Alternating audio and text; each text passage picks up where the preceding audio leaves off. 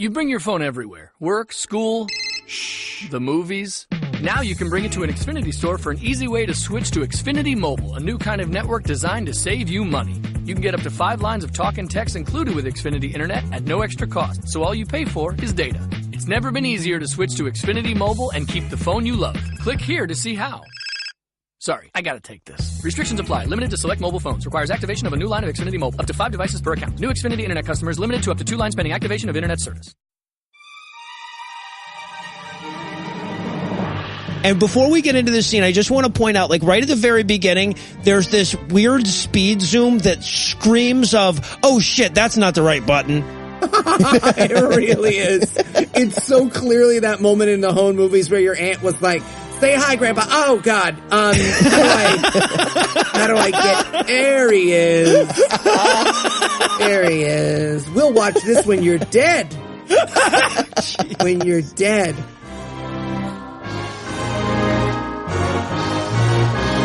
God-awful movie.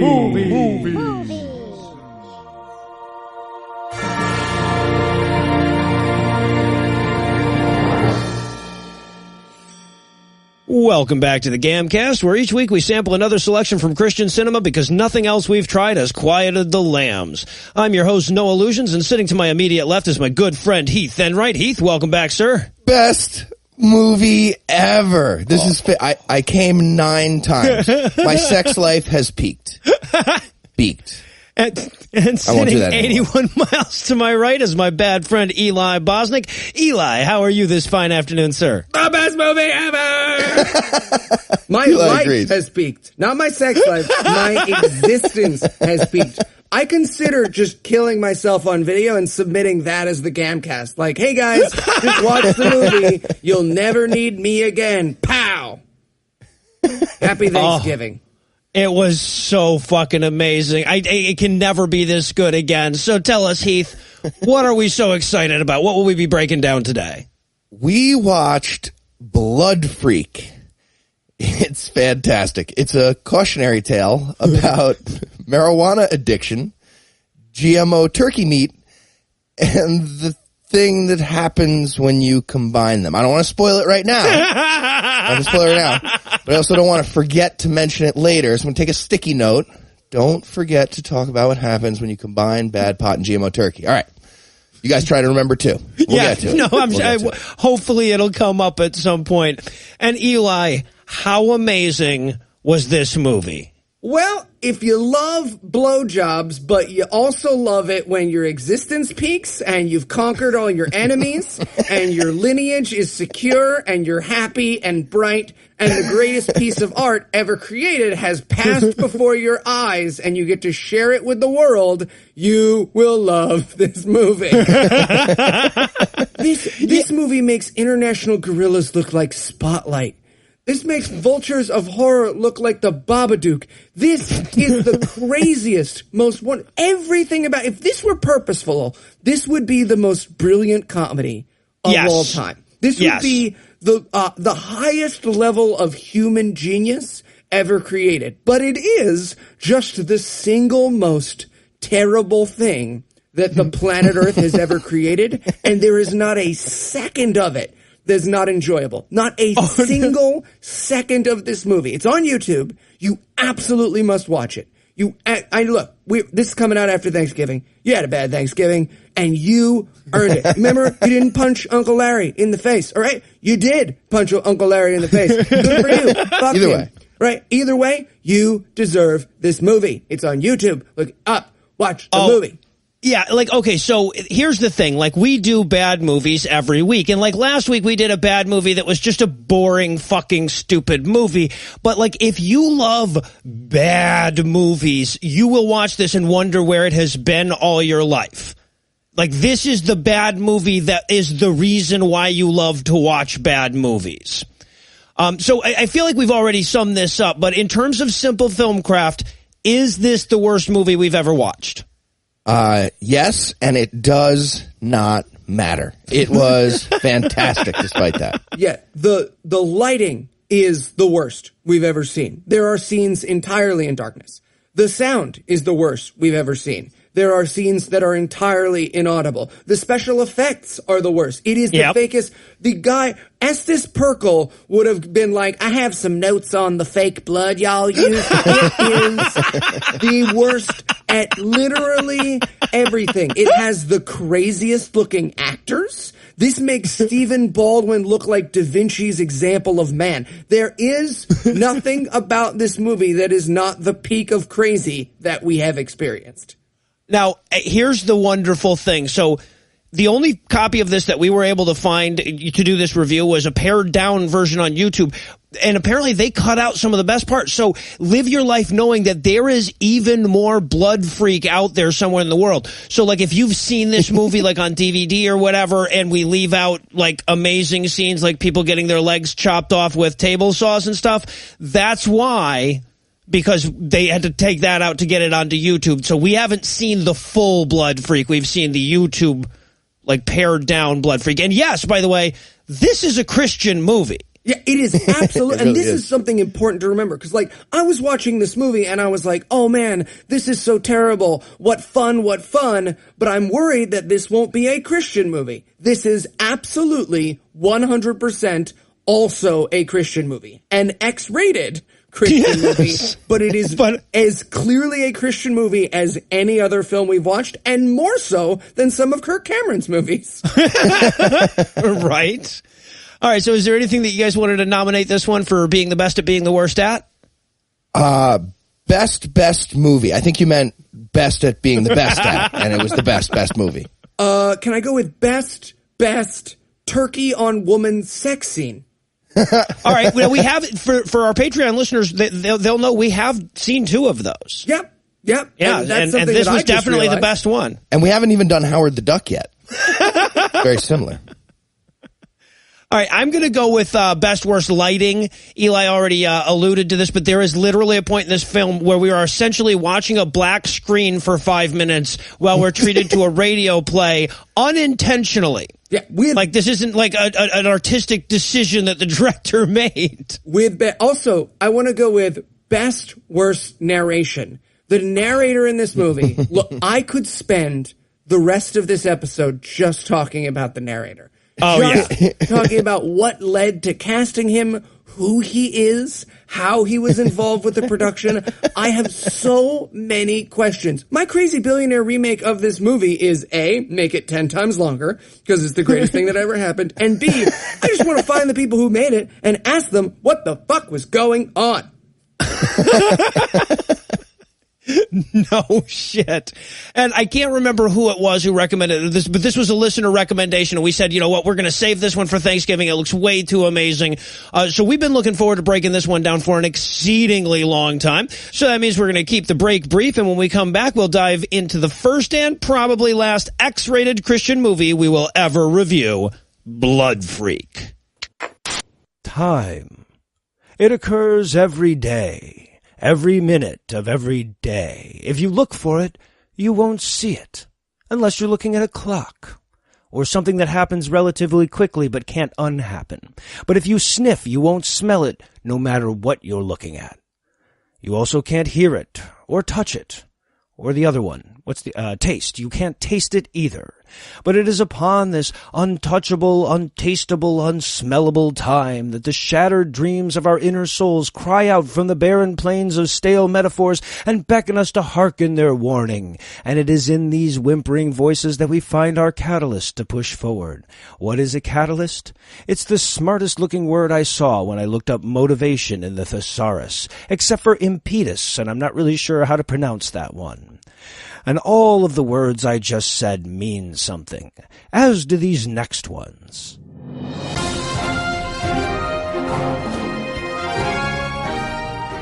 We interrupt this skit to bring you breaking news. Dateline Chicago. The God-Awful Movies crew has just announced a collaboration that threatens the very future of good taste and human decency. According to unnamed sources within the Puzzle in a Thunderstorm operation, Eli, Heath, and Noah will be teaming up with Tom and Cecil from Cognitive Dissonance for a live recording of God-Awful Movies on Friday, January 13th at the beautiful Victory Gardens Biograph Theater in the non-murdery part of Chicago. Tickets for this event are already on sale and are selling fast. Multiple early reports indicate that you can find a link to buy tickets tickets on the God Awful Movies Facebook page or by following the link on the show notes for this episode. Further bulletins as events warrant. And now, back to your regularly scheduled programming. The depths of the bowels of the souls of the reason we reached for it in the first place. And it is only by embracing this desire that we can find it within ourselves to look inside of ourselves and reflect upon our inner selves. Moreover, we interrupt this skit again to bring you different breaking news. Dateline the Internet. According to a recent email exchange, I'll be appearing on the Dogma Debate 24-hour broadcast-a-thon this coming Saturday in a community-wide effort to help raise money for Camp Quest.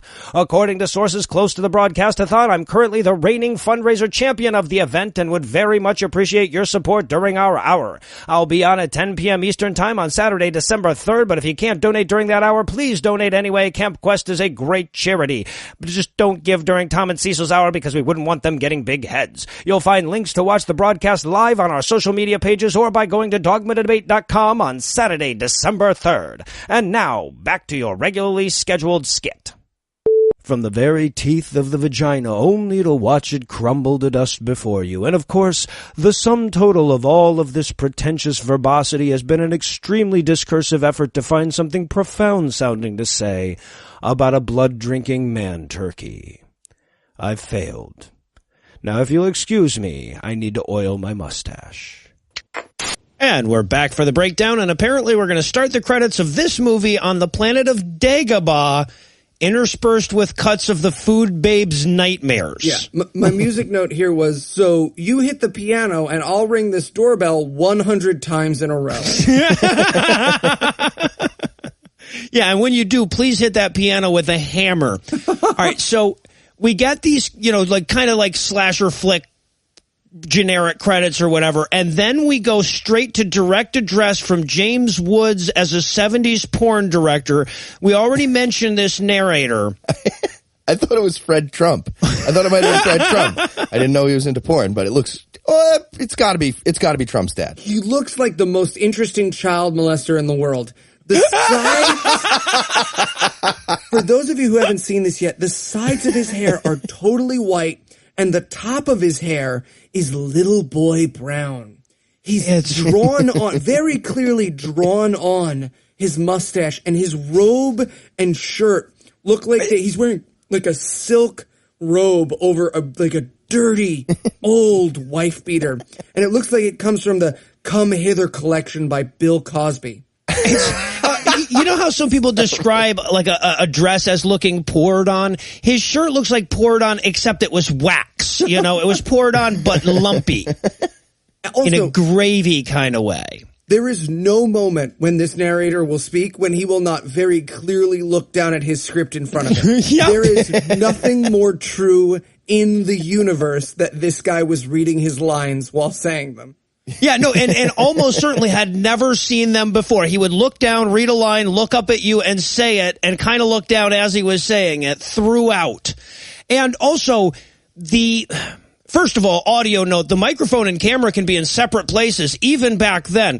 But also, can we talk about, as silly as this guy looks, what he's saying is even sillier. So stupid. Yeah.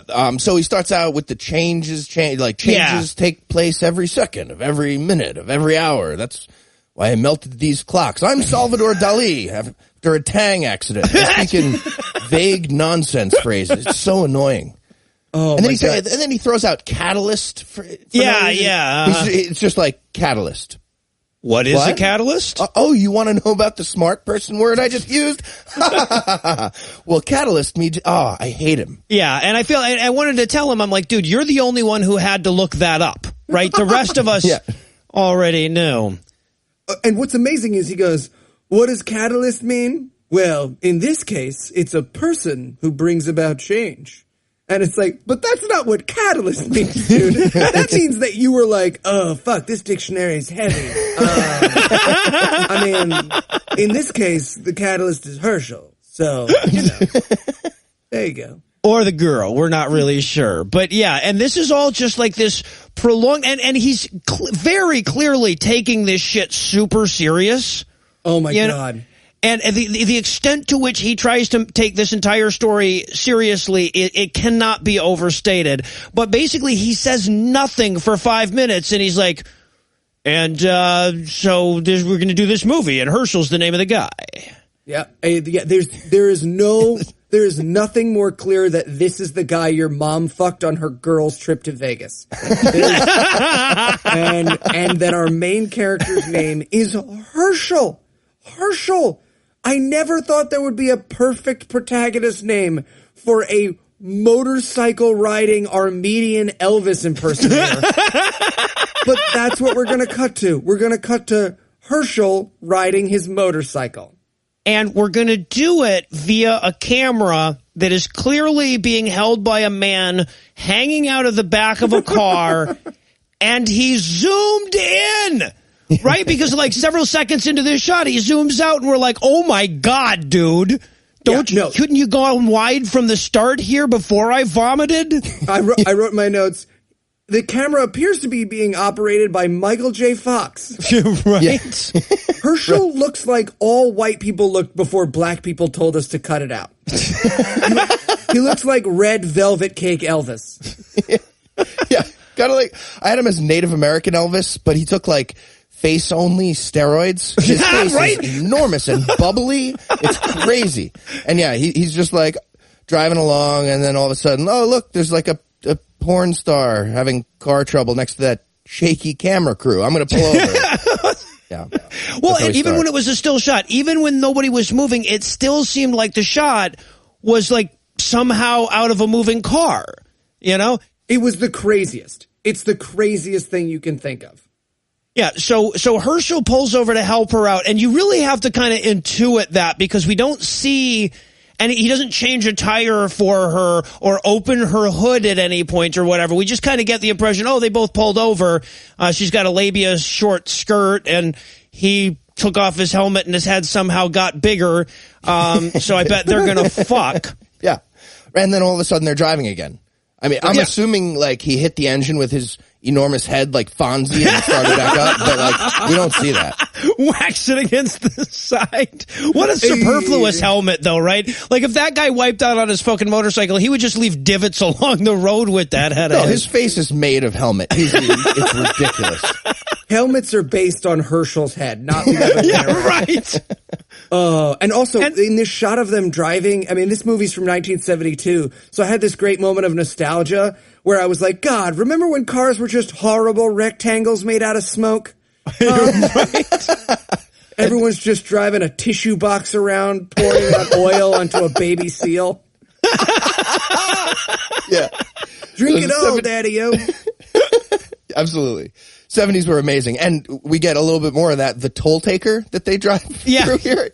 He's wearing a full suit. Full, like, 9-piece suit. He's got a carnation. He's smoking a cigar inside the little toll. He's eating Crisco with a spoon. He's got thalidomide martini. It's crazy.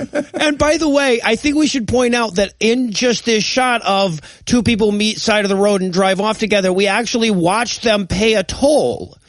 Right? Like that's how little the director understood of what we need to see. And also they ran out of music well before they ran out of scene.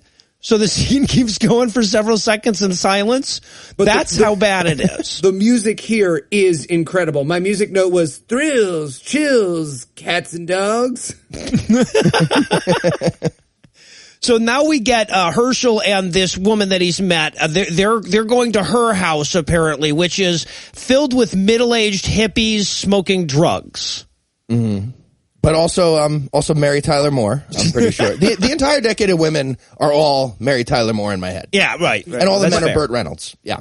My first note here is nice boobs, but I like her hair boobs better because everyone's just got these weird hair tits on either shoulder staring at you. Yeah. So what we're going to learn in this scene is that this girl that he meets, what was her name? Was this Anne? Angel. That's right. Anne was the sister. Okay, so Angel is not into drugs, but lives in a house with 75 people doing drugs at any given moment. And the extra from Frankenchips that she brought home does not do drugs, and neither does she. Oh, by the way, this is where I realized Herschel, he's literally T-Hawk from Street Fighter. If you know God. Street Fighter 2 with the extra fighter, the Super Street Fighter 2, he's dressed like he is T-Hawk, the Native American guy from Street Fighter 2. Oh, that's great. See, I had him in this scene as Hugh Jackman drank essence of Armenian. I had him as Neanderthal Eric Estrada, and I mean, if you know, because like Eric Estrada is Neanderthal Eric Estrada, so that's quite a ways up the chain or down the chain, I guess, evolutionarily speaking. So anyway, so he's standing there talking about how he doesn't smoke weed or do drugs, and the Angel's sister, who is a different race than Angel, shows up and tries to offer him weed, and Angel goes all Jesus on her. Yeah. The actual quote is, "You know your body's a temple of the Holy Spirit and you shouldn't defile it, right?" Yeah, but meanwhile, everyone in 1972 had visible melanoma, like poking out of their skin. So your body's whatever. You're at a drug party. Well, when she wrote that line, I wrote in my notes, geez, I would like to apologize to the Holy Spirit just in case. I mean, I don't believe in God or the Holy Spirit, but I am sorry. Holy Spirit gets back up to heaven. No, fuck you guys. I am not going back down there. You know what he would eat? He would wake up to eat. He would wake up. I saw him not even melt a block of Velveeta. He just put it on chips and called it nachos. He just put it on. No, fuck you. Get off me, Michael. I'm not going back down there because there could be another one. There could be another one. So Angel wanders off in the back to change, and when she does, Herschel sits down, and all the druggies gather around to offer him hand jobs and drugs. Yeah. And this is where he gets propositioned by Dame Judi Dench at 19. She basically comes over and she's like, hey, do you want to have sex? And he's like, you're a whore. And she's like, that's a mean thing to say, even if you're Christian. And he's like, I look like Frankenberry. Right. But then I had her again as trampy Mary Tyler Moore. She goes to complain about this to Burt Reynolds, her boyfriend or something. Yeah. And he's like, the dude called you a tramp, but you are a tramp. He totally right? does. He goes, but isn't that factually accurate?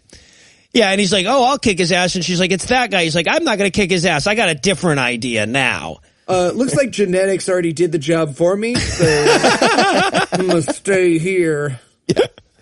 And also, by the way, small thing, Burt Reynolds is holding an enormous glass Sherlock pipe. Yeah, what the hell? Like huge. Like he's about to give a speech about Jewish people being like rats. It's crazy. It makes no, like, were they doing crack? Was crack a thing in 1972? I don't think it was. It's hard to imagine, though, that this movie was a thing without crack being a thing. It's hard to imagine that this came before crack. 1972, Noah's in his early 30s. So I think he probably...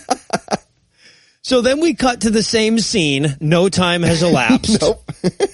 And they decide to talk about the Bible together. Now, there's a girl in this scene who is...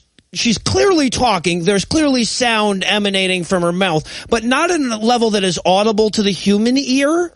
Yeah. She's asking something about the Bible, and the girl who is properly mic'd is answering her. And there's also a guy sitting there who like doesn't matter to the scene or the movie, but he looks like David Spade played minor league baseball, and his physical appearance is so distracting.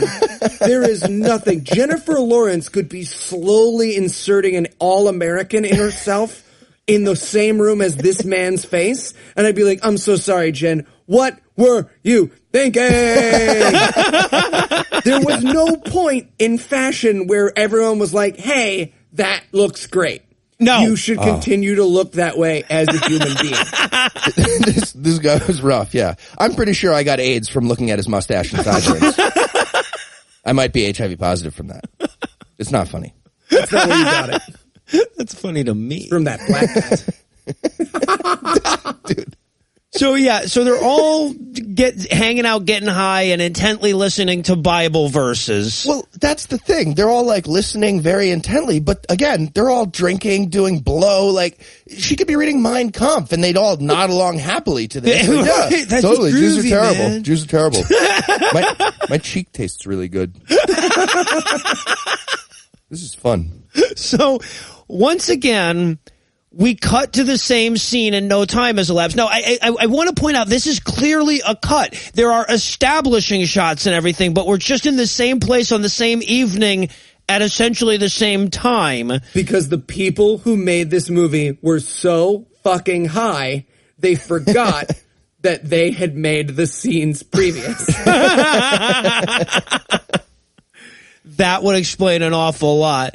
So they're continuing with their Jesus discussion. He's asking about the nature of sin, and at the same time, there's a girl behind him, like picking fleas out of his hair like a monkey. So weird. It looks like she's about to like remove a tick from Herschel's head with tweezers all of a sudden. I don't get. Insane. I mean, I feel like her instruction was, all right, now you're just like all over him like an animal. And she's like, okay, animals sometimes do this. I don't know what the hell was going on there. And the guy was like, I have 700 milligrams of acid in my blood. That'll do just fine. Oh, right, Excuse me, I have to go talk to the dead. Also, another small thing, but I feel like the shape of the female breast used to be pointier. Is that a thing? Did they evolve since 1972? The breasts are a different altogether shape.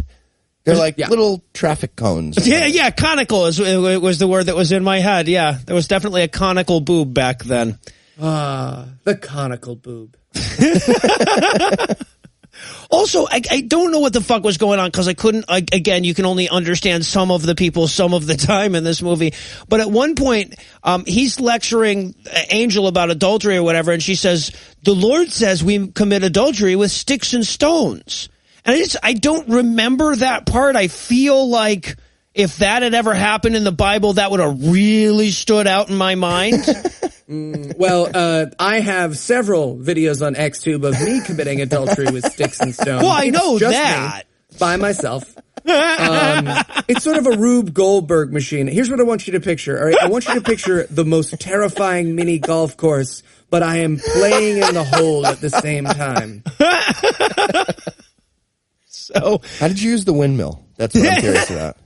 You don't want to know that. There are just some questions you just don't ask. Yeah. So, all right. So, like, she starts reading the Bible to him for a really long time. So he decides to follow her back to her bedroom instead of fucking the much hotter chicks that seem to want to fuck him. But along the way, her sister, Anne, just shows up to be all trampy and say, hey, can I fuck him first? You want to put that Bible inside of me instead of reading it? And no, T-Hawk want read. Yeah. Right. And she turns to her sister and she's like, you're such an asshole. Like, you ruin everything. And she goes, hey, I don't condemn you or your friends. I just want you to know you're broken and terrible and going to hell. Right. Bye. So Anne, the sister, goes to Porn Stash for some drugs because she's afraid that Angel will Biblize Herschel before she can fuck him and wants to preempt that with drugs. That's the plot. Yep. That's the point. Yeah, exactly. That's where we land. But luckily, Porn Stash has magical joints laced with addiction powder. And he's basically like, hey, you want me to slip your sister something? And she's like, no. Do that to Herschel. Let's do that to Herschel. Yeah, right. Also, and then like he gives her some weed or something, and she this is the most bizarre question. She says, "It won't hurt me, will it?" But I got to say, this girl saying "It won't hurt me, will it?" is the most turned on I have ever been by one of these movies that we've ever done. Now that's a very temporary record. My screen is protected. Yeah, that record is only going to last for about 3 more scenes. I'll point it out when it's broken. But now we cut back to the wood panel narration from the guy who's going to make you a star, baby. Yeah, and he's giving a lesson about being healthy while literally smoking a cigarette. Yeah, okay, we didn't mention that earlier. This guy is never not sucking on a cigarette like he's trying a too thick milkshake. Yeah, Seriously, he's like, some people go through their whole lives without thinking about the things, lights a cigarette, that could influence their destiny. Right. That's exactly what's happening. And basically his monologue here is, look, Herschel's just met two beautiful girls. One is great, the other's a whore. Herschel was in Vietnam. What? Bye-bye. Well, at a certain point too, he starts almost he gets a little homoerotic about Herschel. He's like, he's strong, he's handsome, and he enjoys being attractive to the opposite sex. Because girls would think that, women would think that, not me. This is a Christian movie. I can't stand up. I know it says in the scene directions I'm supposed to stand up, but I can't. My chair is stuck. And then, basically he says, and this next scene is going to be even worse than Vietnam. And I, for one, believe him. Yeah. So was there a Street Fighter character from Vietnam? I don't think there was. And also, really quick during this scene, they cut back to a different part of the movie for half a second. Like, was that Tyler Durden? Were they trying to make some I have no. They keep doing this. I don't know how much of that is actually the movie and how much of that is the edit that the dude did to it to get it to YouTube, but it makes it way more amazing. It definitely, this is one of those movies where when scenes randomly start or restart or whatever, it makes the movie better. So there are several times throughout this movie, as you watch it on YouTube, that you'll get anywhere from 1 to 4 seconds of the next scene before you go back in time to the beginning of the scene. Yeah. So now we're back to the same old folks drug party that we've been at the entire time, where Herschel meets an old feller that'll give him a job. Oh, yeah, Estes Perkle. Yeah. He's pretty much. Are they in the same party? Because it feels like they're in a Bible study group. It might be in a different wing of the drug party. I have no the fucking 70s idea. were cool. And he literally says to him, oh, because he's like, man, I could use a job. And he goes, I could use a husky man like you at my poultry ranch. Yeah, right. And I wanted him so badly to be like, random work, get sweaty, sleep in fresh straw with your shirt off, see how things go. The fact that this guy didn't fuck Herschel is the least realistic thing that happens in this movie. Again, there are a few missing minutes that we didn't see, so I just want to throw that out. We don't know for sure that he didn't. Stop apologizing for Blood Freak. But yeah, there's a very clear undercurrent of this man is going to fuck him for money that never really pays off. And then Angel says he can stay with her until he gets on his feet. And then we go to the first scene. We joke around all the time about beating off to this scene or that. This one I beat off to. This is the bikini shot scene with the sister, where she's trying to get Herschel to fuck her again. This is fantastic. Wait. Now, I was super turned on by how attractive this girl was, but I was entirely distracted by the fact that she walks over. He's cleaning the pool or installing a railing or something. She walks over with what appears to be a tatami mat, and she places it halfway into the pool and sits on it. What? Noah, what is that thing? Is that what towels were? What is that? Does anyone know what that is? Seriously, because that is what I spent this entire... She's like, hey, Herschel, look at this. I can fit an entire traffic cone down my throat. And I was like, what are you sitting on? Is that a pool toy? What is that? I honestly spent the entire scene wondering just how much Bush was hiding under that bikini. This was 1972. Yeah. Right. So she's clearly seducing Herschel with the Tommy floating half towel thing. And she's like, yeah, thanks for fixing the pool. Can I get you a cold glass of my vagina? And you all prefer lemonade. So no. And then she takes a joint out of a Band-Aid box and finally gets him to smoke by, at first he says no. And then she's like, what's wrong? You're afraid to smoke? Chicken? And he freaks out and smokes for spite, I guess. Yeah. And let's just explain here. We convince the main character to do drugs the way you convince Heath to jump off a roof. This is... she's like, oh, I guess you're a coward if you... And he's like, fuck you, I'll smoke this crack right now. Hit me with heroin right in my fucking throat. I don't care. Yeah. He might as well pull out gloves and slap her on either cheek and then smoke the joint in her face. I'll smoke this pot and shoot you with a gun. Right now.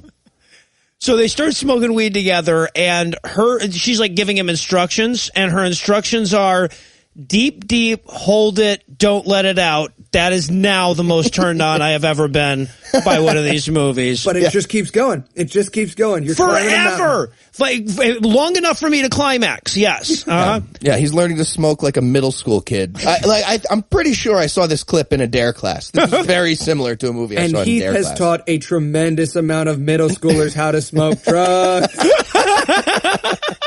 If you'd like Heath to teach your child, he should teach Andrew's kid how to do drugs. Oh, Jesus Christ. Yeah! That's what we'll do when he comes to visit. There's a reason he's staying in Baltimore. I'm just saying. There's a reason why he keeps burning our invitations. So now Herschel cackles maniacally like you do on the weed. It's like they're about to start dancing like flappers. It's like Reaper Madness reaction to this pot. Which 1972 pot, which is nothing. It's grass. I thought they had captured Batman, so I was confused. And now she drags him into the bedroom for a scene that was certainly longer in the original film. This is the slow motion boob promising shot where the two of them consummate their relationship. And I love too, like, okay, so we spent the first third of this movie or so saying like, yeah, Herschel's way too good a guy to just fuck any chick that wants to fuck him. And well, no, not really though, if you think about it. And my notes here are just me begging the movie for a sex scene. It's just like, come on, sex scene, boobs, boobs, side boob, no, don't, no blackout, boobs, come back, boobs, boobs. I had very similar notes.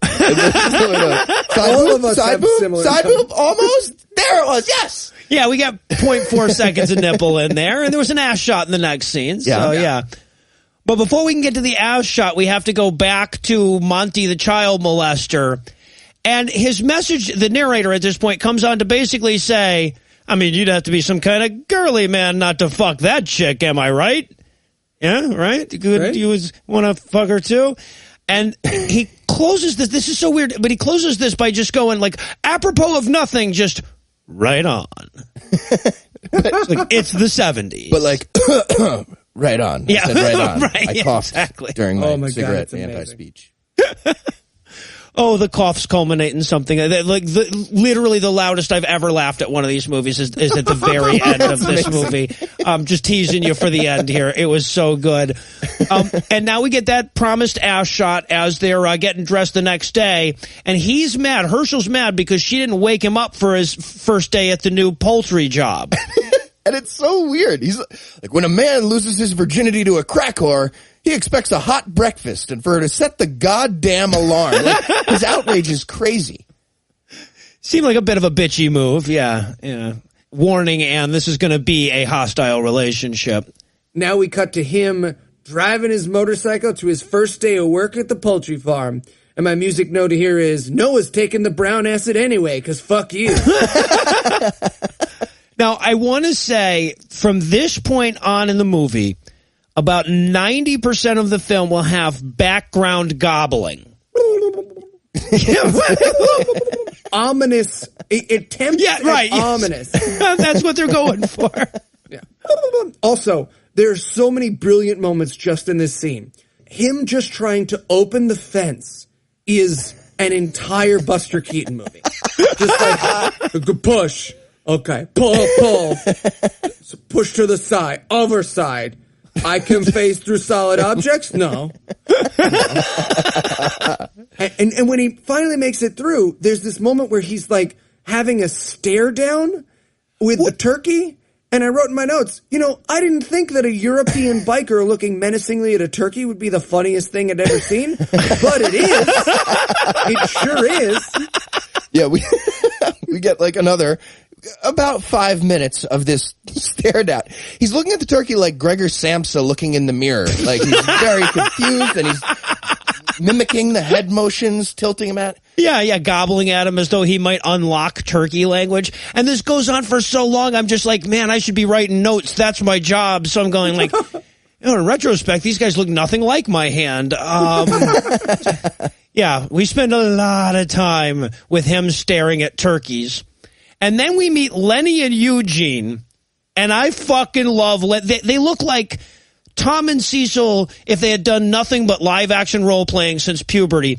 But these are the two scientists that work for the old guy at the poultry factory. I have John Belushi, who got too fat for his sideburns, and daytime television makeover Ken Ham. Like, pretty get good. on out here, Ken. Wow, look at that tan. Yeah, so the old guy that hired him walks him in and he's like, I'd like to introduce you to Lenny and Eugene. And they're in the science room. And it is so, like, I'm surprised nothing in this room is marked Science-tron 2000. They obviously went to the buddy who worked at the high school and said, can you bring us some of them beakers and shit? And he did. So they tell Herschel that, you know, he can make extra money at the poultry factory if he wants to help with experiments. And just on a personal note, never trust a fat man who offers you money to help with experiments. Yeah, I said I was sorry. Not loud enough. We're not doing this on the air. Well, at this point, yeah, you're very clearly about to get inserted into a turkey human centipede, and it's not. You should leave. And you're not necessarily. If you don't want that to happen, you should leave. Anyway. Yeah, but what it really is that they need a test human to eat their GMO turkey, because apparently that's how it works. The FDA won't sign off on it until you have one random person with no knowledge of what his like health history is or whatever eat a whole turkey and not die, and then they'll approve it. That's how the FDA works in this universe. Yeah, and Herschel's like, okay, well, how much gravy do I get? And they're like, playing hardball, I see. Okay, fine. Lots of gravy. Deal. And that's how he decides to eat poison turkey meat as his extra job. And they even tell him, they're like, well, just to look at you, I can tell you've done drugs way worse than Franken turkeys, so it wouldn't be anything for you. So basically they're like, are you a coward? And he's like, I'll eat that fucking turkey. I'll eat that entire turkey a couple of scenes from now. Literally. He will. Because I'm crazy. This whole movie's a fucking insane creation of a part of the world gone mad. There was a time period where we all just sort of lost our shit. It was bad. You can tell by the hairdos and the clothes. And this movie captured it. And you can tell so clearly that, like, Food Babe thinks this is a Monsanto training film. Like, it's just phenomenal.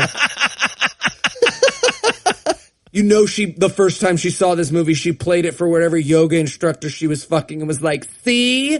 It will turn you into a blood-drinking turkey. So now it's time for him to do his turkey work, which is apparently wrestling turkeys when they get out of line. Yeah, is he a bouncer at a turkey bar? I don't know.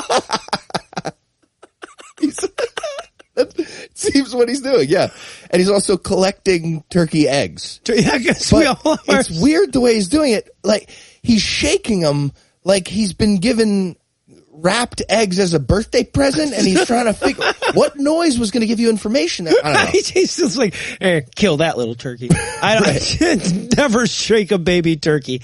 I should point out, this is the point at which the turkey sounds in this film become tiresome. Like, if you watch these movies along with us, you should know that it's about this point you'll be like, all right, that's enough. That's enough turkey sounds. Now.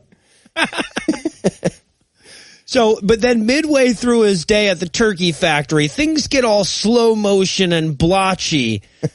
So he heads home where he can have marijuana DTs. He is jonesing for weed. Marijuana. Not even once. Yeah, and he's like literally laying on the floor shaking because he hasn't gotten enough weed. And Anne wanders in. She's very worried about him, so she calls someone, and the someone is a drug dealer. I love Anne. You know, like if my wife ever fucking comes in and I'm shaking on the ground, she's like, drug dealer first, and then we'll see about a hospital if he still thinks, call me, Anne. I'm fine with 70s Bush. Anyway, so, and I also wrote my notes like, wow, that scene was so good, I'll watch it again, apparently. Yep. You guys gonna keep that? You're just an editor. You don't get art, do you? We are keeping that. It's mise en scène. Double mise en scène. It's double mise en scène. Maybe you don't know French.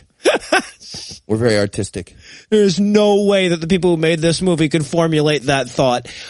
So she brings him some weed so he can stop rolling around on the floor and stuff. My music note here, by the way, is menu screen. Yeah, he brings him the drugs, and then he's like, yeah, man, don't worry about it. This one's free. And then Herschel, like, grabs him and throws him on the bed, and I wrote, oh, Herschel's gonna fuck this guy now. I love this movie. But it's even weirder than that, because what he is going to say to this guy is, hey, if you don't give me free drugs forever, I'm going to murder you. I'm going to do a 360 with my button pad and press fierce if you don't keep giving me pot. And as you well know, that's very similar to Zangief's spinning pile driver, and it's the hardest, most powerful move in the game. So don't worry about it. You'll see. Yeah, Herschel is to weed as Heath is to ramen. You just got to keep him supplied, or bad things happen. And now it's back to the turkey farm so he can eat his radioactive turkey. And before we get into this scene, I just want to point out, like, right at the very beginning, there's this weird speed zoom that screams of, oh shit, that's not the right button. It really is. It's so clearly that moment in the Hone movies where your aunt was like, say hi, Grandpa. Oh, God. How do I get... There he is. There he is. We'll watch this when you're dead. When you're dead. And there's also... So he brings him... Ken Ham, Daytime Makeover Ken Ham brings him an entire turkey. Whole uncarved roast turkey. Which we are about to watch him eat. To 1960s psychedelia music mixed in with turkey sounds. Yes. And I wrote in my notes, if we cut to one of the turkeys playing a tiny electric guitar like Jimi Hendrix, I will kill myself because my life is over. It doesn't happen. But that is the one thing I would add to this movie that I think could make it better. These guys must have spent weeks auditioning turkeys like a chorus line to get these noises. Yeah, that must have been fun. But yeah, they give Herschel an entire turkey roast. And I really wanted him to call Westboro Baptist at this point. Oh, that was awesome. But instead, he's just like, he's smelling it. Like, does this smell like a GMO to you guys? Fuck it. And he turns into Cookie Monster and just eats the whole thing. Yeah, and this scene, like all the scenes in this movie are like 11 and a half minutes long when they should be 3. But in this scene, we go from him eating the turkey to the turkeys angrily looking at him for eating them or whatever, back to him and seeing that he's clearly not having a good time eating an entire turkey by himself in a single sitting with nothing to drink. Yeah. Unfucking real. The actor genuinely looked like kind of skeptical and then happy, though. He was like, yeah. all right. And he just started killing it. Yeah. And then he gets up to leave after he's done, but nobody tells the cameraman. Yeah, I wrote my notes. Guys, he left the shot. Guys, it's over. Well, now it's just us and the camera. It just lingers there for like 30 seconds. We can see in the reflection him walking away. Eventually, the scientist comes up to clean up the dishes. I guess that's what we were lingering there for. People would be like, but what happened to the dishes? So we needed that scene. 2 hippies sitting in a lawn chair somewhere. Wait, man. What happened to the dishes, bro? We got to show that, Daddy-o. Otherwise, our movie will be confusing. Wouldn't want that. And then Herschel wanders off and passes out from the turkey poison, I guess. And then we cut to the scientist, to Ken Ham again. And he's supposed to just wander up and happen upon Herschel, but it takes him about 2.5 minutes, right? Like, we just watch this guy, like, he literally stops, makes some notes on his pad, keeps going, he's reading this thing forever. Yeah, what is he reading for that long? I just wanted to zoom in on the clipboard. It just says, like, poison turkey, feed to Croatian drifter. Wait, does he have an oversized head? Yes. Yeah, puts a little check for it. Read this again 5 more times, and then show him in a different scene. Yep.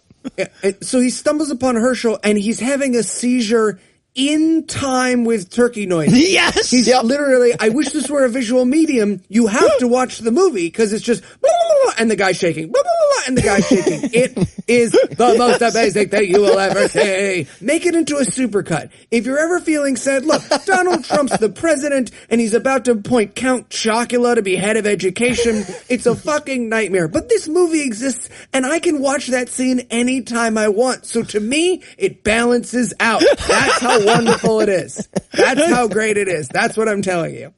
I love, too, that at this point, the scientist guy leans down and puts his head to Herschel's chest like he's listening for a heartbeat. The man is shaking about. Yeah, he's breathing and moving. Yes. Why would you do that?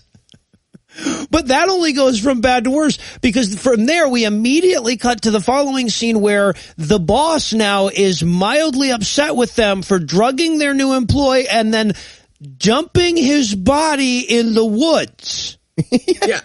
And he's like, hey guys, why did you dump him? And they're like, he didn't seem like he was doing super well. And he's like, do you think maybe the reaction to someone being at all ill is not to dump their body? And fucking Fat John Belushi's like, yeah, I guess we were a little dump happy.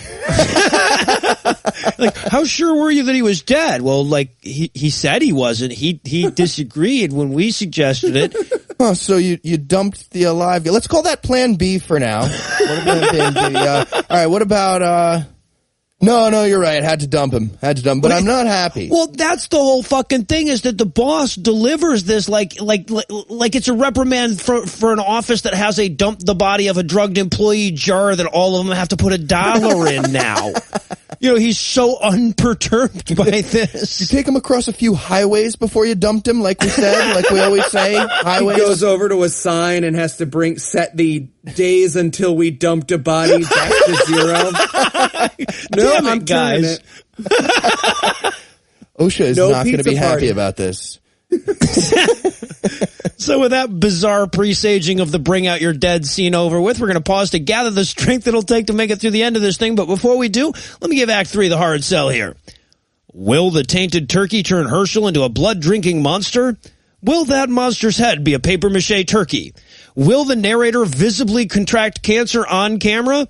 Yep. This is not the kind of Act 3 I really need to sell, honestly. So we're going to take a break and come back. We'll see you then. Hey, baby, it's me, Herschel. I'm here to get groovy with Jesus. Tell me all about it. Oh, wow. Far out. I'm all about that, Daddy-O. It's me. I'm Whore Sister. Whoa. Chillax, Attack. She is my sister religious. I am a hole to be filled. Okay, see ya. Pick a hole. Seriously, pick a hole. All right, that was weird. Anyway, you were saying about Jesus? Oh, yeah. Jesus is the Savior, dude, and he's gonna... It's me again. You want to play a game? Gravity. Sis, can you It's called Statue of Liberty. You put your hand as far up my... No, not groovy. Not groovy. Sis, we get it. You're free. Can you leave me and Herschel alone for 5 minutes to talk about Jesus, please? There's a vase up my butt. Wait, why did you guys dump the body? Oh, sorry, boss. You should have seen him. He was shaking and quaking and making turkey noises. It was the worst. He was... Yeah, boss. We was terrified. And then he died? No. We just dumped his body. Wait, you dumped his body while he was still alive? Yeah. But he was not doing well, so we figure... Guys, that's not dumping a body. That's dumping a human, like a guy. I mean, he was breathing, right? Yeah. Did he have a pulse? Yeah. Then why on earth would you think dumping the body was the thing to do? Well, we'd... Quick, dump his body!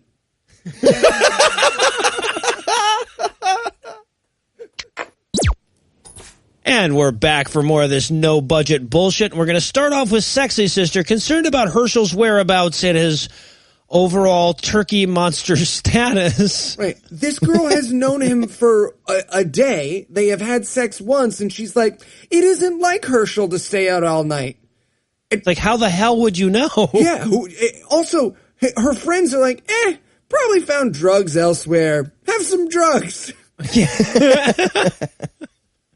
And we get that for like 2 seconds, but then we have to cut back over to Beavis and Butthead, the scientists that killed him. And they are hatching a scheme. Nailed it. Post facto, though, yeah, right, because they're like, they're suddenly realizing this murdering people is tougher than it looks, so they're discussing, like, well, do you think we should just leave? And they're like, maybe we should just leave. And so they decide to. Now, I want to point out 2 things about this scene. First of all, you don't need to show us people deciding they should leave after murdering someone or thinking they murdered someone. That's just a kind of given. And number 2, there will never be a point in the movie where they come back to look for these scientists and discover that they've left. So it really doesn't matter whatever happened to them. They just come back to this same thing happening for like another 5 seconds a little bit later, but nothing. Again, it's the same. It's the same. So yeah, Fat Ray Donovan, he's worried somebody's going to call the police. And the other scientist, Ken Ham? Makeover Ken Ham. Makeover Ken Ham. He's like, well, we can't just leave town. And the guy's like, or can we? Oh, yeah. I never thought about it like that. We're leaving town. Cool. That's how that's decided. And now it's late at night and things are happening. But you can't tell what they are because they don't seem to know that cameras don't work in the dark. So basically, I am watching a black screen with 3 white pixels moving around in it. Like literally for the next 6 minutes in this movie, as I was watching it, I was looking at Eli's notes for clues as to what was going on. Right, yeah. One of my notes here is Anne wakes up in her waterbed to a giant turkey in her room. I'm asking because I can't see the movie. Well, yes, that's what happens. Herschel turns into a turkey. And Anne's just chilling in her sweet-ass waterbed. Her sweet-ass... God, the 70s were great. Remember when we were like, hey, what's a great thing to have in the home? How about a balloon full of water? Is it comfortable? No. Is it good for your back? No. But I've always wanted to be motion sick as I fall asleep. Hey, waveless waterbeds are awesome. Don't knock everything about the 70s. When I was in my early 40s... You had a waterbed? A waveless waterbed. It was comfy as fuck. California King. It was huge. It was like wider than it was tall. It was amazing. I love that thing. So, fuck both of you guys. You've never had sex on a waveless waterbed. That's why you're laughing. Anyway, so yeah, thanks for cluing me in. Like literally my notes here are like, something happened and someone screamed. I don't know why or who. Well, she screams at the sight of Herschel, and then he hands her a piece of paper, which I think we're supposed to assume says like, hey, it's me, Herschel, not a turkey monster. And she's like, oh, okay. But I wrote in my notes like, wait, is that turkey serving her a summons? To be fair, that's an amazing way to serve someone a summons. And that is how, if I ever do that, I will serve someone.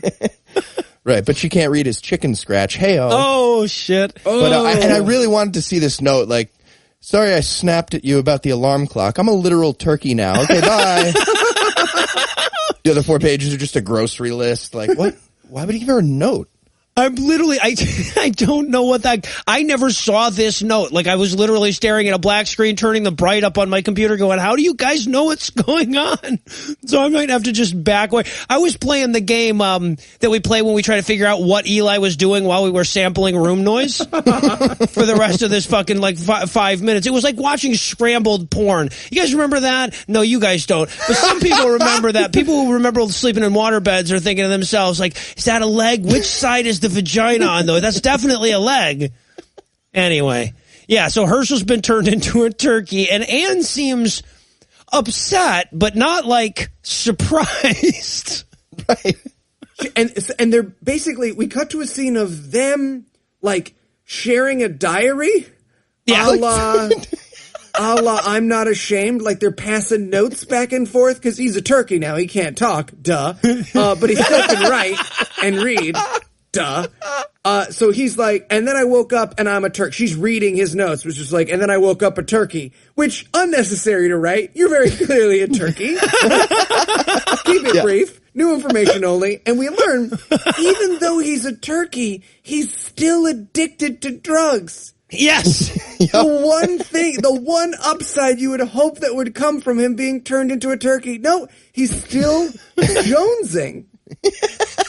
And they have a dialogue here. Like you said, they really like talk to each other. Like she starts asking what she feels are pertinent questions. Yes. Here. Like, what if you stay like a turkey? Would we have a turkey life? Would our kids be turkeys or like half turkeys? Can we get a turkey mortgage? I feel like I'm going to have to handle all this stuff.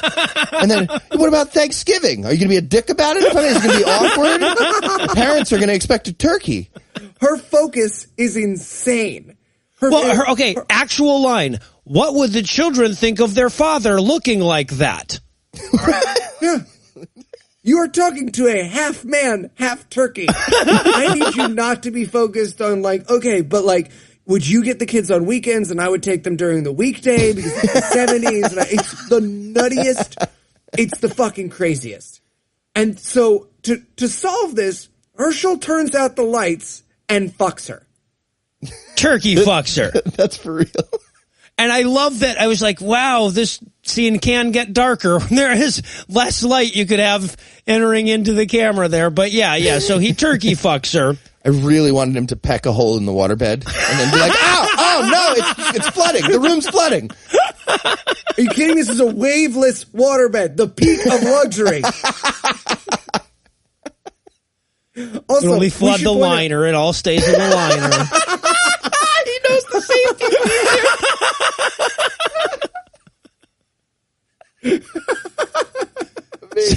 So then we get lighting again. I'm so shocked that the funniest thing about this movie is the fact that I used to own a waterbed. And you're doubling down so hard. People are going to be like, guys, they're really working those ads in cleverly. I got to find out. They haven't given us the code yet, but I'm excited. I'll try it. Noah says it's fun. It's no Casper mattress, but it was awfully comfortable. Yeah, so then we get lighting again so that Sexy Sis can call her sister for that old, hey, I fucked a turkey conversation. Family drama, Thanksgiving, am I right? People at home get it. And now we've got to go back to the man who holds the record for the most public masturbation arrests so he can narrate to us what was going on while the lights were out, I guess. Well, not just that, but he's narrating over, like, the sister apparently comes and she's like, hey, man, now that you're a turkey, do you want to get super into Jesus? And the guy's like, but Herschel was like, no. Turkey says no to Jesus. Turkey is reasonably concerned about focusing on religion right now rather than a cure for him turning into a turkey.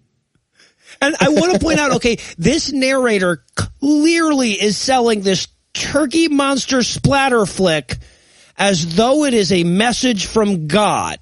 Right? I feel like we've underemphasized the extent to which this is a Christian movie. And yeah, he's saying like we turn to God when the worst things happen in our lives, like getting fucked by a giant turkey. That's why the world needs God for situations like this. Okay, who will you turn to when a giant turkey fucks you, if not God? Yeah. And while he's still talking, we're clearly looking at a scene that was supposed to have words in it, and I feel like they just fucked up the audio, and they're like, no, just put it in with the narration. It'll work. Yeah, it'll work. Look, smoke some more of this and it'll work. And so now everybody shows up to tell Anne that they can't find Herschel. We need to talk about the set dressing here because this scene takes place in front of a painting of a tiger done on velvet. And Noah, I wonder, over your incredibly fantastic waterbed, did you have this painting of the tiger? All right. I feel like the two go together really well. You can see it in black light.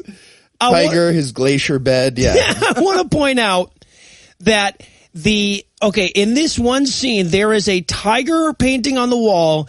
The girl is wearing leopard pants, and there is a zebra-striped couch.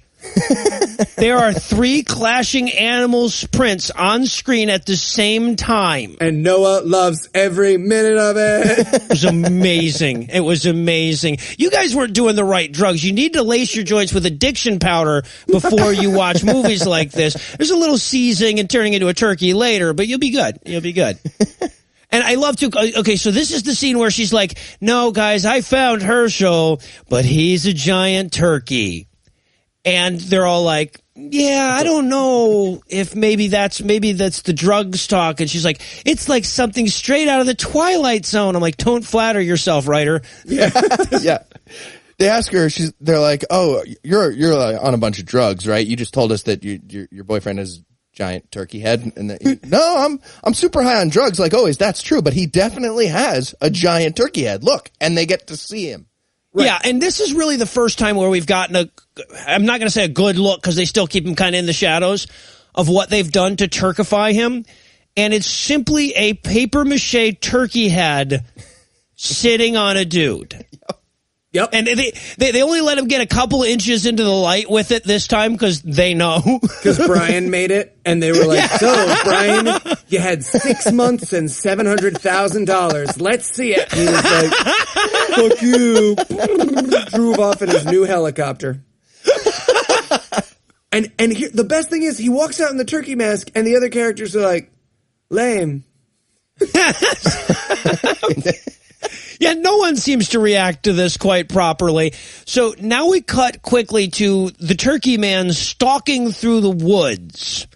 And I wrote in my notes at this point, I can't tell if the order that the scenes are in is the order they were going for. And that's how bad the movie is. I just can't tell. So I figured this out. I figured out what happened. Remember, he's still addicted to drugs. So he goes to the drug dealer's house for drugs. But he can only get his fix through the blood of people who use drugs. So he peeks through the window of Burt Reynolds' house, and he sees he and this groovy chick doing drugs. And she does a bunch of drugs, and then she leaves. So he kidnaps her, because he's going to drink her blood for the Jones that he joneses for. And what's amazing is, when he picks her up, she, like, feverishly kicks for about 3 seconds, and then she's like, meh, what are you going to do? Yeah, right? once the turkey's gotcha. Also, when he stalks through the woods to get to this crack house or whatever, it's for a while. Yes. It's for a good 10 minutes. Like, if we cut straight to the place he's going, was the audience going to check out of this plot? Like, turkey-headed giants can't just teleport. This is stupid. I'm giving up on this movie. Really? You know, what if they had a really good-looking turkey head originally, but then they cast the guy with the gigantic fucking head, and they're like, God damn it. Here it is, guys. Something. Jim Henson's own work. He called this oh, God, what happened to the original Herschel? I headbutted him, and his body is gone. He turned into red powder. And I want to point out that once again in this scene where they kidnap the chick, the camera gets too dark to really see what's going on. I had to go to Eli's notes once more. So, and meanwhile, back at the weed house, Herschel has apparently scared Burt Reynolds off, so they need to find a new supplier. Anna's feeling guilty for turning Herschel into a turkey, and one guy has these sideburns that are they're like Saturn's rings, but for his face. Yes. So I'm sure there were words being said in this scene, but I don't know what they are. Yeah, and basically this conversation is like, they're like, so you want us to kill your turkey boyfriend? We're worried about his mental health. And she's like, I still love him. Yeah. Yeah, well, yeah, there's a lot of and again, they're so nonplussed here. They're going Herschel just isn't the same since he turned into a turkey, y'all. Yeah, he has a giant turkey head, just to remind everybody. Yeah. That's what's happening here.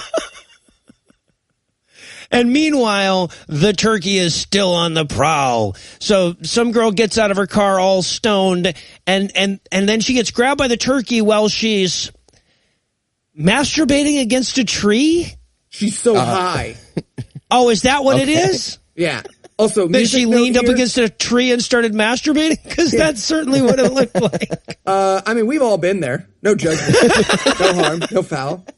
Music note here. We paid for this music and we're going to use it, damn it. over and over and over again. Yeah. And I love that. Yeah, it's all the stone people so he can get high off of their blood. So the message of this film, the moral, if you will. That makes sense. Oh my God, you just wrapped the plot for me. Don't do The blood drugs has the or you'll drugs get in it. murder raped by a that turkey. before. Yeah, right. It's the endorphins that he's after. Yeah. Just said Totally that makes before. this movie ties together, and Noah did it. Good Didn't job. even pay. Oh my God, you just said Noah did it. I explained it. He doesn't know where Soho is. So now Turkey Head has hung one of the chicks that he kidnapped upside down from a ladder.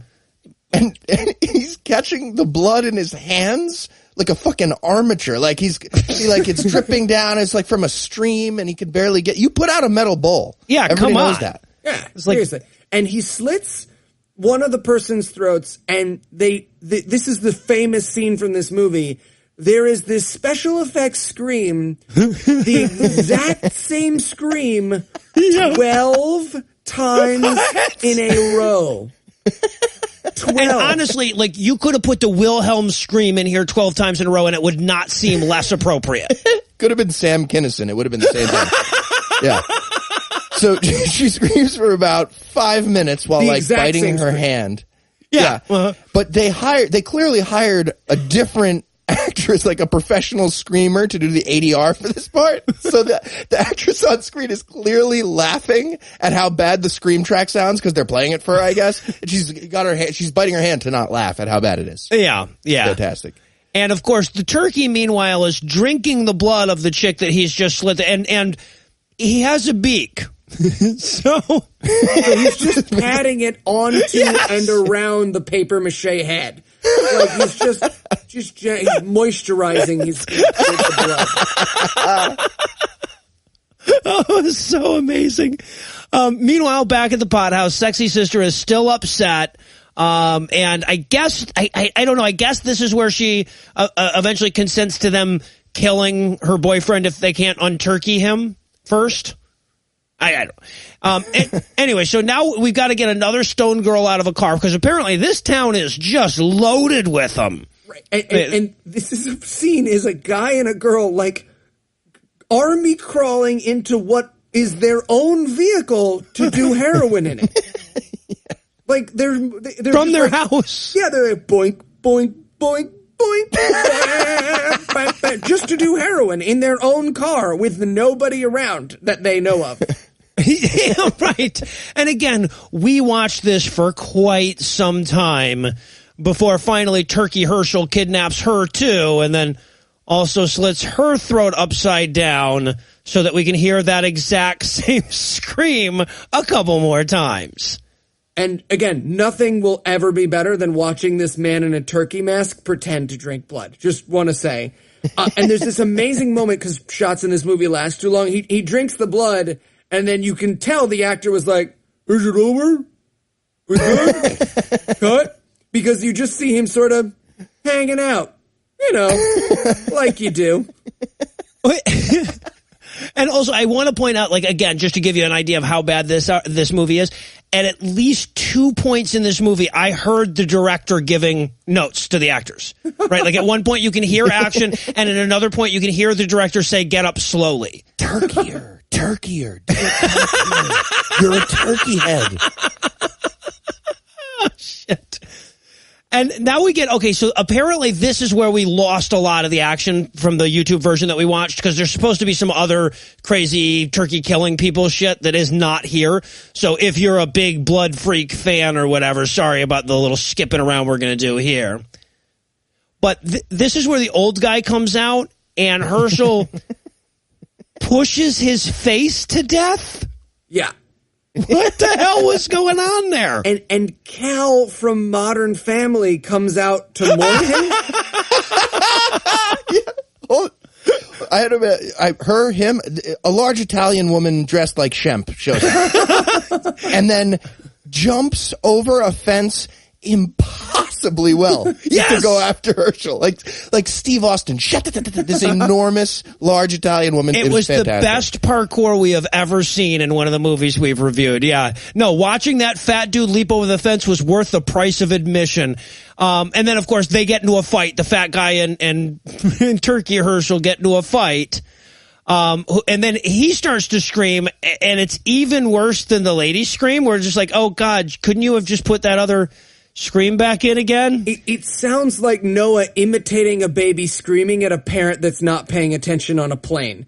It's like, ah, ah, you hear that? You fucking hear that? Huh? We're up in the sky for 9 hours. Ah, ah. Oh, sorry, I can't control myself. Ah, ah. I'm sorry, I gotta go to Dallas to visit my shitty family. Yeah. Like 5 minutes of baby crying. Yeah, it really, yeah. Here. Yeah. I'm guessing the fat Italian lady left her baby just out of frame, maybe? I don't know. Which is, again, yeah, like you said, inconsiderate. When you're trying to kill a turkey-headed vampire with an overhead chop, you get a babysitter. It's in all the books. And if you're wondering, hey, what about all the things in this movie that don't matter the fuck at all? Like whether those scientists left the way they said they were going to and what the Christian sister is up to. We're going to find out. Yeah, now this is the most amazing scene in this movie, just from a simple filmmaking perspective, is that we actually cut back to remember earlier when those scientists were talking about leaving? The scene ended before they actually left. So we are going to revisit that scene so that they can go, well, let's leave, and then they actually leave. Now, the movie has gone on now, like, into the night, right? Like, this is supposed to be hours later in the time frame of this film, so apparently they stood there and pondered it for about 9 hours. It was like they just found that shot later and like, oh, fuck, guys, we need to tack this one in somewhere. Where are you at right now? And here's what's amazing. From there, we cut to the revelation of this movie, which is the entire turning into a turkey section of this movie was a bad drug trip. And the way we as the audience learn this is through the sister having a one-sided conversation on her side of the phone about going to pick him up. Wait, hold on. You're saying, I thought he turned back into a not turkey head to a human. No. You're saying that was all a drug trip. Yeah, it was all a dream. So this movie was way too complex for me. And then she calls the sister and she's like, have you been giving him joints laced with addiction powder and make him think he's turned into a giant murdery turkey head? And she's like, yeah, sorry. And she's like feels so bad about it. She's like, I can't go see him. Like, can you talk to him about me? About stuff and things. I have no idea how long these characters are supposed to have been in a relationship. So, yeah, now we cut to the scientist carrying Herschel out to the car. And again, he's not a turkey anymore. He doesn't have the turkey head. This movie has not told you that, right? Like, Eli knows this because he read the synopsis. You know what I mean? Yeah. Like, the movie doesn't really reveal this to you in any way. I was writing in my notes, like, so the whole blood-drinking turkey thing was a hallucination?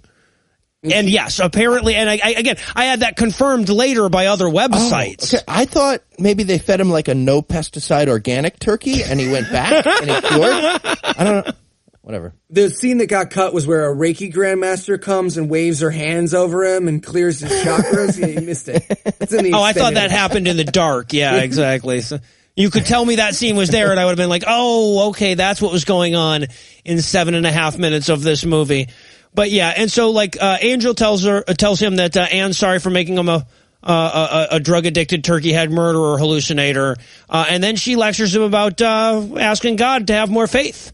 And he does. Right. He has like a come to God moment where he's like, I can't ask God for help. I'm a God. And she's like, go on, do it. And he's like, God, please come to my birthday party. And she's like, great, there we go. Christian movie. There you go, Eli and Heath and Noah. Happy bingo. birthday. And I love, by the way, that when he does this, he puts his hands up to pray, and he's clearly covering up her head, like his hands are between the camera and her head. So she's trying to look around him to get on camera for the entire prayer scene, and it is amazing. It's incredible. This actress is pissed. She's like, okay, maybe pray at chest level so that everyone gets to be in the movie, Herschel. And now we have to go back to the chain-smoking perv for the moral of this story. And he says, I shit you not, this story has been partly based on fact, partly on probability. What? And partly on killer turkey mutants, you stupid fuck. He goes, what? Look. He also says, those who use the human body as a mixing bowl for chemicals. The Noah Lugeons story. Yeah. And he also says that scientists agree that the only law of the universe is change. And then he starts going in, again, remember the plot here, like, ergo, every time you take a drug, you might get a giant turkey head. You never know. Enzyme. You can't disprove. Catalyst. Remember I said that before? Substrate. And then he has a coughing fit. Yep. As he's trying to get his last couple lines out. And it's like, addiction is dangerous. Literal smoker's cough. Sorry. I was just saying that addiction's dangerous. Literally, this guy has like a 6-minute coughing fit on camera, and they kept the fucking take. Yes. Was it? Do you think it was supposed to be like? Was he winking at us or no? It's not on purpose. It is 100% them just being like, "Well, we're all out of film, so this is what we've got." So you're going to be hacking up a lung on camera. Oh, that was, and I have never laughed harder watching one of these movies than I did watching that guy just hack and hack after he starts talking to us about how dangerous addiction is. I mean, and this guy throughout sounds like he should have been worried about his precious bodily fluids or whatever. But then we get to this last final moment of him where he's just clearly dying of cancer before our very eyes. And I loved it so much. I wanted the movie to end right there, but since they have one more scene with the sexy sister on the beach in her bikini, I'm okay with that. Yeah. Right. He needs to quit cold turkey is all I'm saying. Jesus Turkey. Christ. We have Sorry, the sister standing on the beach. She's very attractive, by the way. Very attractive girl. Happy Thanksgiving, everybody. But she is sitting there, and he comes up like it's the end of a love story. Did anyone else get that this movie was a love story between the sister he hates and him? Isn't he supposed to end up with the angel, the You would have Bible thought one? that certainly seemed to be where they were going. But yeah, now he looks like prison-hardened Mexican Johnny Cash, and she's happy to see him. So they run into each other's arms, and I guess that's what this movie was about. What the fuck was all of this shit? Anyway, yeah, so that was probably the greatest thing that'll ever happen to me. I don't have expectations that greater things will happen. But we've got to presume that from there, everybody lives happily ever after. So what's the moral of the story here? Like, if you had to distill this into one, you know, I think we've all learned something here today sequence, what would it be? I'm going to say if you eat KFC and smoke Noah's pot, you become the beast of the apocalypse. What I'm saying is Noah is the beast of the apocalypse. A waterbed is a comfortable and affordable option for the discerning gentleman. I think that's what we've heard.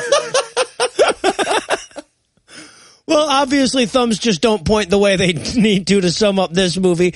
So rather than adding exponents to zero in an effort to sum it up numerically, I'm simply going to ask you this. In terms of experiences that involve both drugs and turkeys, what's the next worst one on the list after watching Blood Freak?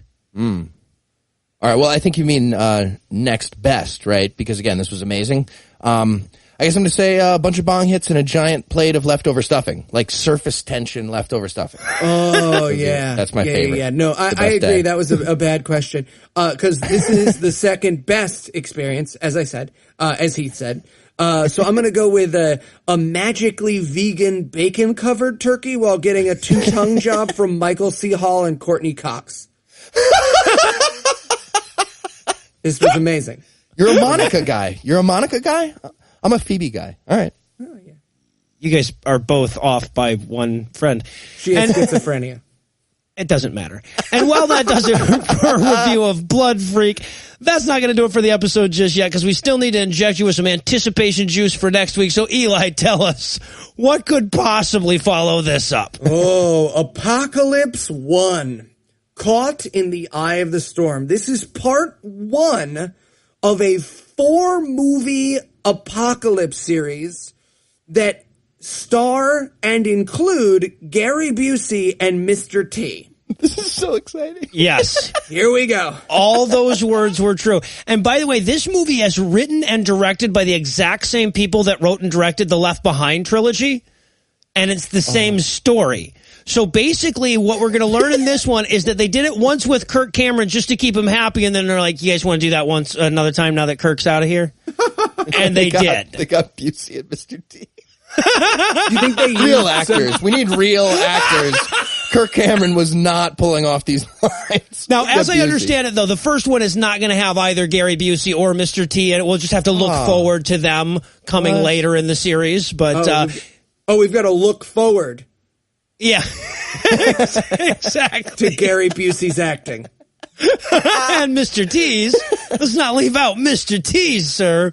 So, with all that to look forward to, we're going to bring episode 67 to a merciful close. Once again, a huge thanks to all the Patreon donors that help make the show go. If you'd like to count yourself among their ranks, you can make a per-episode donation at patreon.com/godawful and thereby earn early access to an ad-free edition of every episode. You can also help us a ton by leaving us a 5-star review on iTunes and by sharing the show on all your various social media platforms. And if you enjoyed this show, be sure to check out our sibling shows, The Scathing Atheist and The Skeptocrat, available on iTunes, Stitcher, and wherever else podcasts live. If you have questions, comments, or cinematic suggestions, you can email godawfulmovies@gmail.com. All the music used in this episode was written and performed by Ryan Slotnick of Evil Giraffes on Mars and was used with permission. If you like what you hear more by following the link on the show notes for this episode. Thanks again for giving us a chunk of your life this week. For Heath Enwright and Eli Bosnick, I'm Noah Lugeons, promising to work hard to earn another chunk next week. Until then, we'll leave you with the Breakfast Club close.